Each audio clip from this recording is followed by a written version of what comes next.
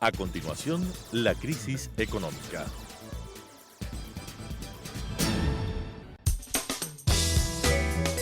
Clasificación B, bajo supervisión de un adulto.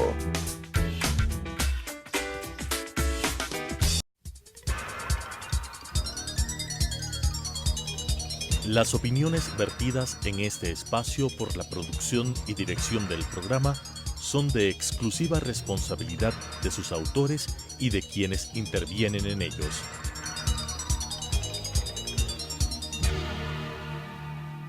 Telesucesos Canal 29 UHF presenta La crisis económica, asuntos de tipo económico, financiero, fiscal, competitividad, sector externo, cómo restaurar los equilibrios macroeconómicos del país, cuáles son sus soluciones para restaurar no solamente los equilibrios, sino iniciar la recuperación económica que todos los ecuatorianos queremos en este país, con la conducción del economista César Robalino Gonzaga. La crisis económica. Estimados amigos y amigas, gracias por estar con nosotros nuevamente en este programa denominado La crisis económica del Ecuador. Amigos y amigas, ha terminado un problema grave, pero permítanme aprovechar, decir que en este programa no podemos bajo ninguna circunstancia estar de acuerdo con el vandalismo que se produjo en el Ecuador y especialmente en la ciudad de Quito. No se puede apoyar la violencia, no se puede violar el caos, no hay derecho, mejor dicho, para destruir la propiedad privada, para destruir la propiedad pública. No hay derecho bajo ninguna circunstancia. Nuestro respaldo también a Diario El Comercio, al canal 4 de televisión, en la que sencillamente se intentó destruir. En el último canal sencillamente se hicieron daños importantes. Aparte de eso, de un periodista que casi es asesinado. Esas cosas en una sociedad democrática y civilizada no caben. Hay personas sencillamente que se aprovecharon de esta circunstancia para crear el caos, la anarquía. ¿Qué se perseguía? Por ejemplo, ¿qué se perseguía con incendiar el edificio de la Contraloría? Bueno, la única cosa razonable que uno puede pensar es que todos esos señores encapuchados, etcétera, lo que querían es incendiar todos los registros, todos los papeles que tienen que ver con la investigación que se ha hecho sobre la corrupción en una serie de proyectos del gobierno anterior. El señor Contralor está haciendo un buen trabajo, igual que la señora Fiscal General del Estado. Entonces, la única razón para incendiar el edificio de la Contraloría es destruir todas esas pruebas. Nosotros confiamos que la Contraloría tenga lo que llaman un backup, es decir, que tengan copias, lo que sea, de esos registros, porque la corrupción, distinguidos amigos, hay que derrotarla a como dé lugar. No es posible, vuelvo a repetir, aceptar esos planteamientos.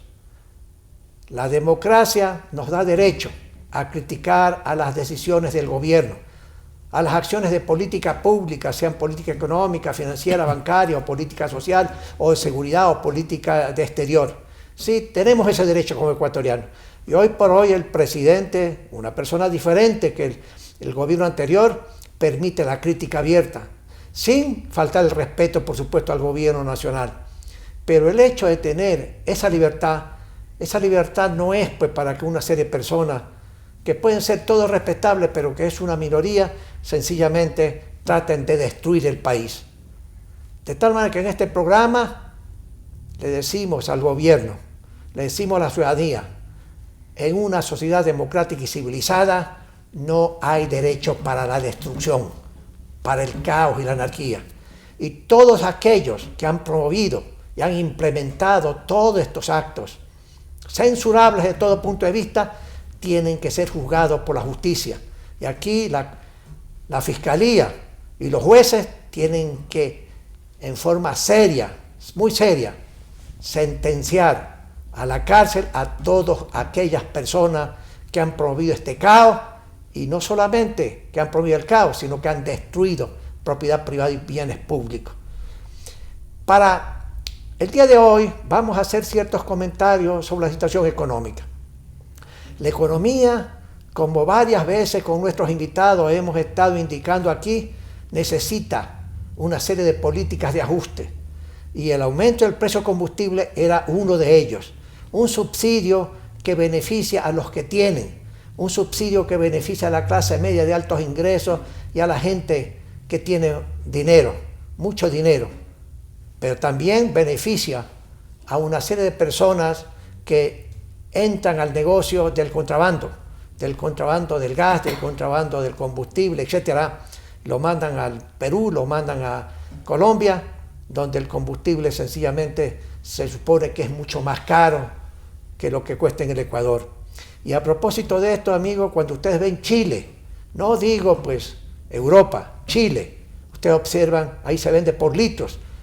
El precio de un litro está, si mal no recuerdo, en $1.50, $1.60. Como un galón tiene casi 4 litros, eso significa que en Chile hay un precio por la gasolina que es mucho mejor que en el Ecuador, de más de $4.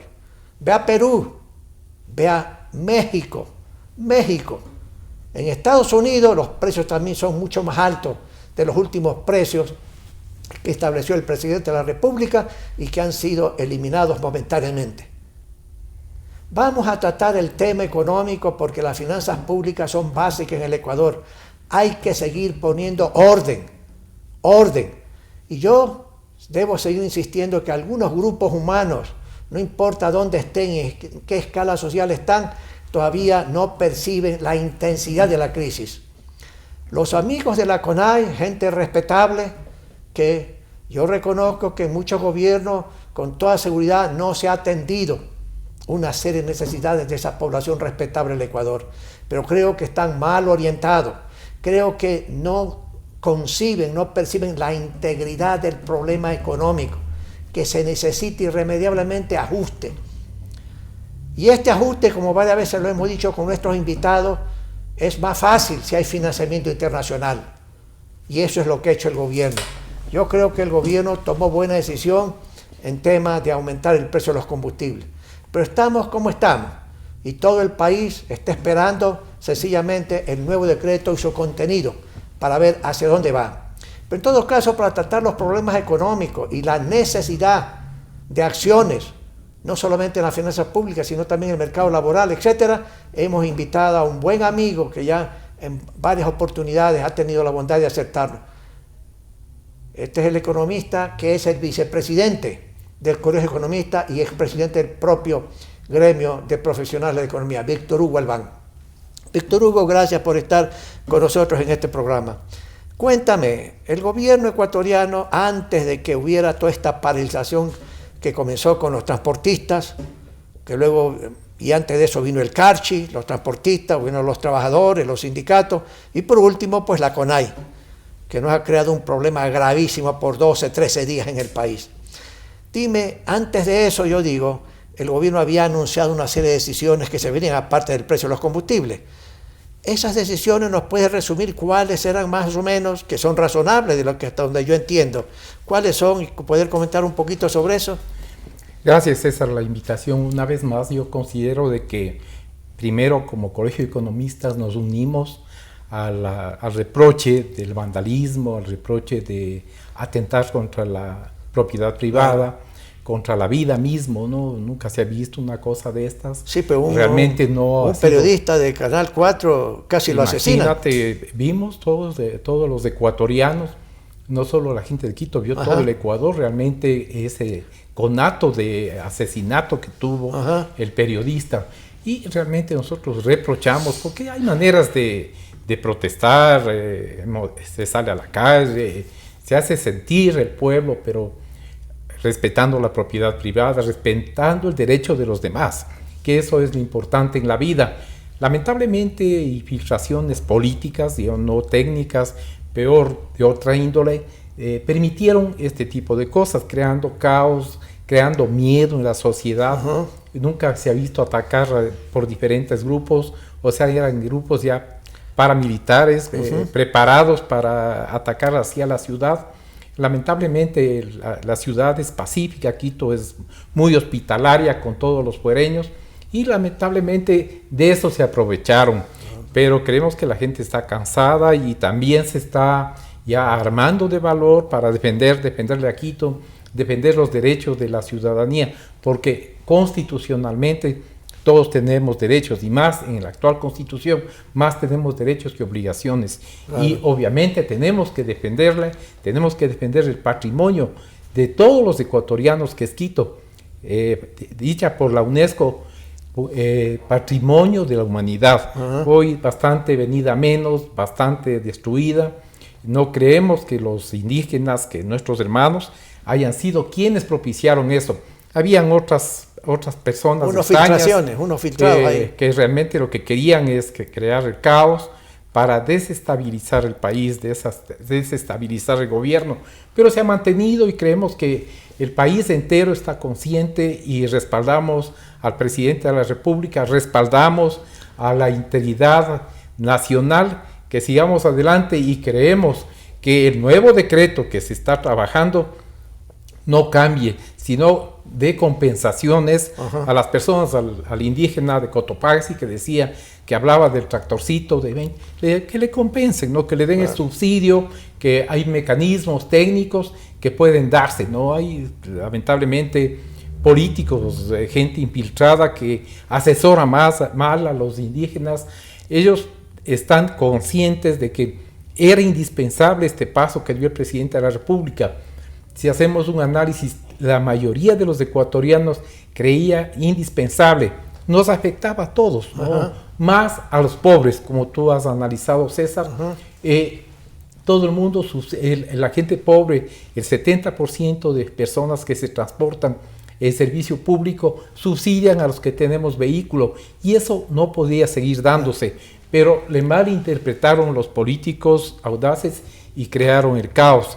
Sé que está haciéndose el nuevo decreto, pero de acuerdo a políticas y estrategias del presidente de la República. Es decir, creemos que se va a mantener la eliminación del subsidio y se irá por compensaciones tanto al sector agrícola como al sector de indígenas. Y ahí, Víctor Hugo, ya el presidente, antes de todo esto, dentro de estos problemas, había anunciado, por ejemplo, y entiendo que ya está en vigencia, que reduciría los impuestos a la importación, o lo que llaman los impuestos arancelarios, a una serie de ítems en el sector agropecuario, que eso es para el pequeño, el mediano, el grande, lo que sea, pero sencillamente va a beneficiar a los agricultores pequeños en todo el país. Va reducción de los aranceles de bienes de capital, ¿verdad? Tractor, etcétera, o también en materia prima para la agricultura. Y eso es importante, eso es parte de la compensación, aparte de los $15 que dijo el presidente y prometió, y yo creo que eso es una promesa en serio, de aumentar el bono a los efectos de compensar a las personas. ¿Por qué? Por efecto de que aumentaban las tarifas tanto de taxis, las tarifas de transporte urbano, como las de intra y interprovincial, entiendo yo, ¿sí? Mira, César, lo que nosotros hemos estado viendo es que por fin se ha dado cuenta algo que le sugirió el Colegio de Economistas desde hace más de un año, el revisar las tarifas arancelarias. Para quienes nos están escuchando, el arancel es el impuesto a las importaciones. Era un rubro importante en la parte fiscal, pero afectaba a la producción, afectaba al sector agropecuario. ¿Qué es lo que nosotros sugerimos? Que a todo lo que es insumos de la agricultura, como tú has dicho, materias primas, sobre todo a tractores, a implementos agrícolas, para modernizar la agricultura del Ecuador, se eliminen los aranceles, se eliminen los impuestos. Sé que han tratado 300 partidas arancelarias que les pasaron de lista 2 a lista 1, segmento A. Es decir, prácticamente se han eliminado los impuestos de todas estas partidas, siendo favorable para la agricultura. Es mejor que cualquier otra compensación, pero también, que cualquier agricultor pequeño pueda tener un tractorcito, un tractor de mediana capacidad, que ya no esté todavía con el arado de bueyes. Es importante porque se va modernizando acorde a los requerimientos y necesidades del país, ¿no? De la agricultura, para estar competitivos con otros países. Tenemos el pequeño granjero, el pequeño agricultor, que realmente estaba doblegado a tener 50, 40 años atrás el arado de bueyes. Este rato ya tiene la propensión a comprarse un tractor para modernizarse, equiparse mejor, y es una parte. Ahora, en cuanto a materias primas, a insumos, a a insecticidas, pesticidas, etcétera, que sean competitivos con otros países.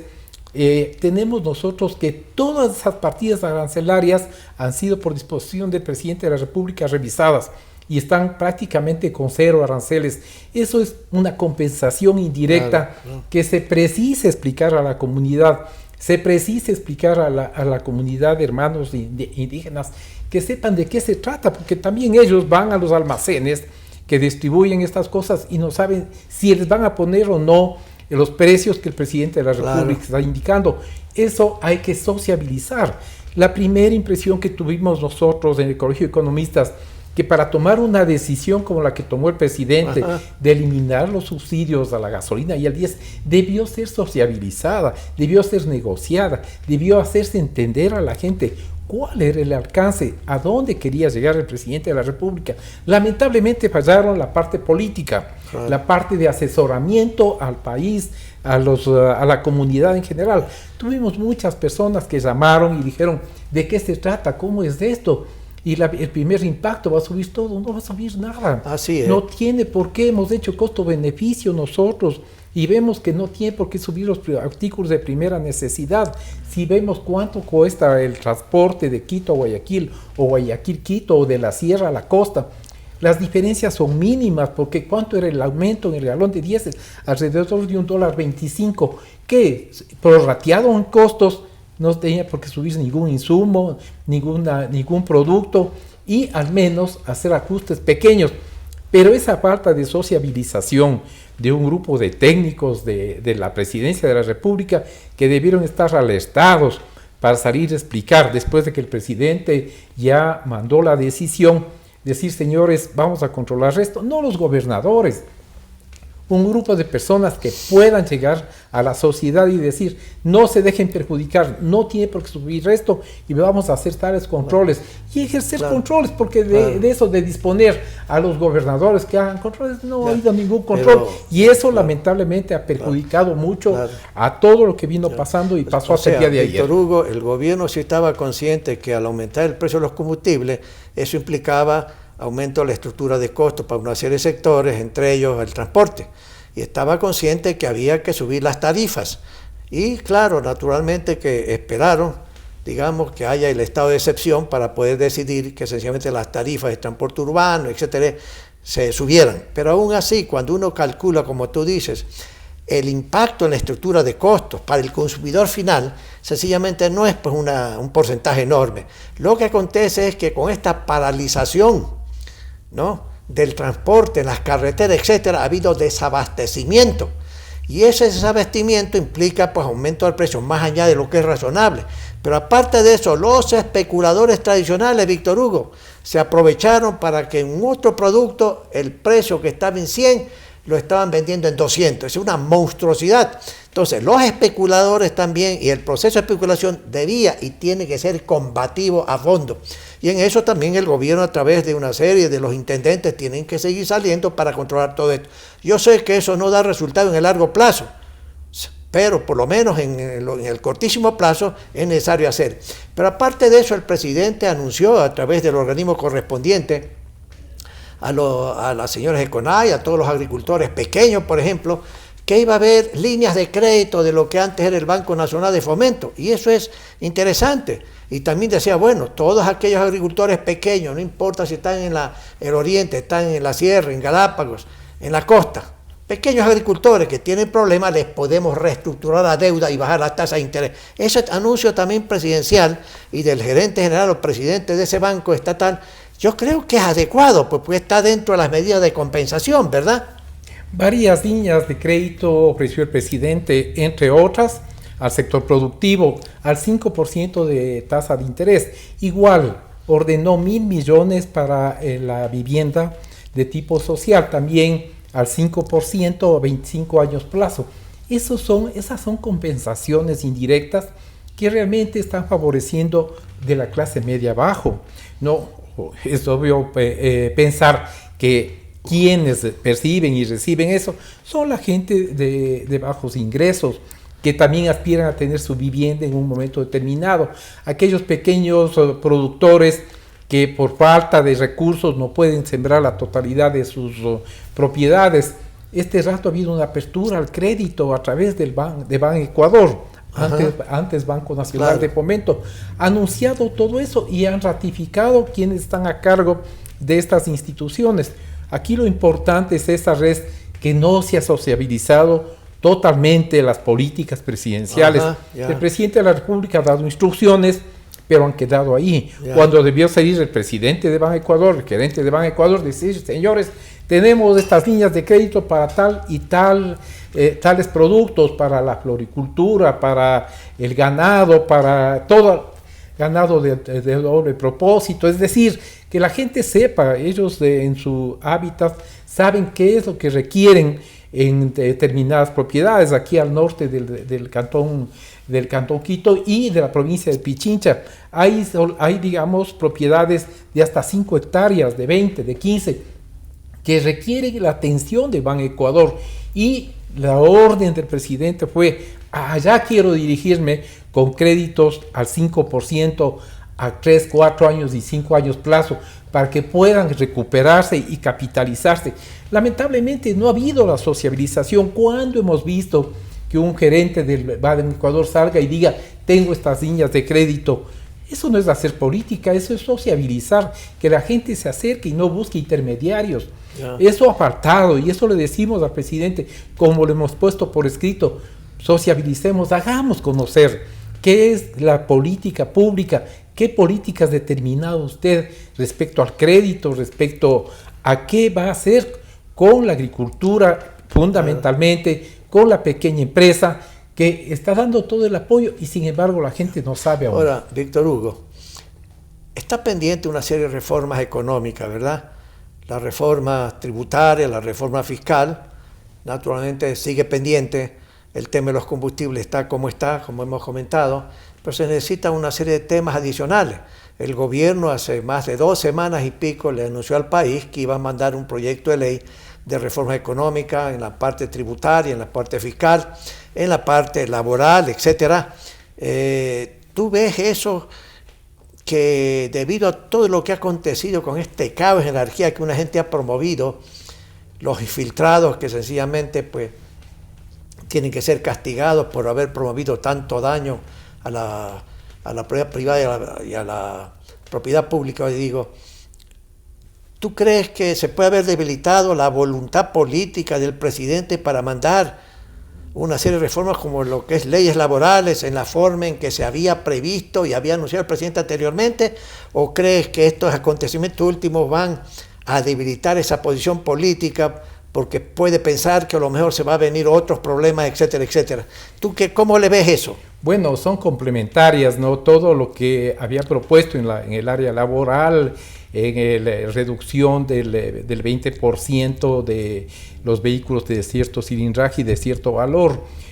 Teníamos una serie de 15 pronunciamientos del presidente de la República que son importantes y que ameritan el estudio de la Asamblea Nacional, el análisis, y creemos que de ninguna manera se van a debilitar, todo lo contrario, van a tomar fuerza. ¿Por qué? Porque es complementario a lo que está pasando y el ecuatoriano está haciendo conciencia. No puede ser que un grupo de indígenas doblegue a todo el país, sino más bien todo lo contrario. Vamos a tener que estar fuertes los ecuatorianos, exigir a la Asamblea Nacional que apoye, porque la parte fiscal, como explicaba el ministro de Finanzas en un momento determinado, es importante. No podemos seguir solo viviendo de deuda y más deuda. ¿A quién le vamos a botar esa responsabilidad? Sería muy cómodo para el actual presidente, en el tiempo que le queda, seguir con deuda y más deuda, pero está tratando de hacer lo que nadie ha hecho en 40 años, poner en orden por lo menos los subsidios, y eso tiene que ver con todo lo complementario, que no es mayor cosa, ¿no? Poner a quienes están ganando 10 millones o a quienes facturan más de 10 millones de dólares al año paguen un poco más de impuestos. Esa parte que le corresponde ya analizar a la Asamblea Nacional, creemos que nosotros deberíamos estar atentos para que pase por, digamos, el ejercicio correspondiente y hagan el análisis, ya no político, sino técnico, los asambleístas. Ya. Estimados amigos y amigos, hemos escuchado aquí a nuestro invitado especial. Yo recuerdo, queridos amigos, que hace algún tiempo atrás, en la época, después de la dictadura militar, en la época de Jaime Rodós Aguilera, buen presidente del Ecuador, que en paz descanse, sencillamente se subía el precio de los combustibles, igual que en la época de Sisto Durán Ballén, se tuvo que subir. Y naturalmente, como el diputado dice, pues sencillamente ese gobierno logró manejar mejor la política comunicacional y naturalmente se movió a las 24 horas para hacer acuerdos con los transportistas y evitar que los transportistas paralizaran todo el país, como fue pues en esta época, en esta etapa, hace pocos días, con el aumento del precio de los combustibles. Pero amigos, las reformas económicas, las políticas de ajuste son necesarias y tenemos que ratificar que son necesarias. Yo creo que los dirigentes respetables de la CONAIE están un poco mal asesorados en la parte económica. Estoy consciente que debe tener uno u otro economista, pero hay una desorientación total porque irremediablemente el país tiene que seguir con ajuste económico, tiene que seguir creando las condiciones para crear empleo y para ello se necesitan reformas al Código Laboral. Y el presidente había anunciado anteriormente que iba a enviar las reformas al Congreso Nacional. Debido a todos estos problemas de estas últimas 2 semanas, naturalmente hay ese atraso, pero los mercados, los empresarios nacionales e internacionales y los profesionales de economía, como toda la población ecuatoriana, estamos esperando esas reformas. Estamos esperando porque es necesario. La economía no va a poder crear condiciones para progresar, para crecer mucho más, si no hay esas reformas anunciadas anteriormente y que en este programa lo hemos tratado con algunos invitados. Se requieren esas reformas económicas. Sin Fondo Monetario Internacional y con Fondo Monetario Internacional se necesita. No es que el fondo nos obliga a una otra cosa, es que nosotros estamos conscientes de que es necesario producir todas estas reformas necesarias en el país. Se necesita crear empleo. ¿Cómo se puede crear empleo si la economía no va a crecer? Y si no hay reforma, queridos amigos, como varias veces hemos dicho en este programa con nuestros invitados, habrá estancamiento económico en varios años. Y eso creará problemas sociales y políticos para cualquier gobierno en el futuro. Los señores ecuatorianos que creen ser presidenciables en las próximos periodos, no importa quiénes son estos respetables amigos, la derecha, la izquierda, quien quiera que sea, va a tener que desear que se ponga orden, no solamente a las finanzas públicas, sino al mercado laboral y al mercado monetario. Porque lo contrario, cuando el señor A, B, C, D, cualquiera que sea presidente después de Lenín Moreno, que tiene que terminar su periodo, cuando vengan esos presidentes, si no se ha corregido los desequilibrios serios que tiene la economía ecuatoriana, amigos, ellos tendrán que hacer el trabajo, ellos. Así que todas esas personas deben apoyar personalmente, igual que con sus agrupaciones políticas y con una serie de personas que están en la Asamblea Nacional, a facilitar la implementación de las reformas económicas y financieras que tanto requiere el país. Las finanzas públicas son básicas y amigos y amigas, hay que poner orden en las finanzas públicas. Y como nuestro invitado dice, ojalá que el nuevo decreto que reemplazará al 883 implique que no se renuncie al aumento de precios de combustible, sino que se discute y se ponga de acuerdo en términos de las políticas de compensación. Este programa está siendo grabado hoy, lunes, pero se pasa el miércoles 9 de la noche. Estimados amigos y amigas, gracias por estar con nosotros nuevamente y nos veremos la próxima semana. Las opiniones vertidas en este espacio por la producción y dirección del programa son de exclusiva responsabilidad de sus autores y de quienes intervienen en ellos.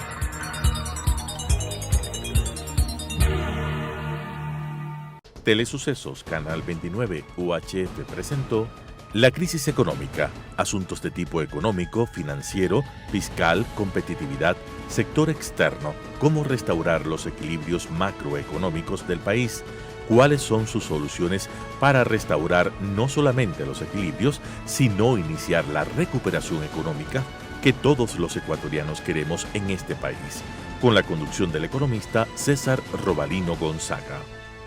La crisis económica.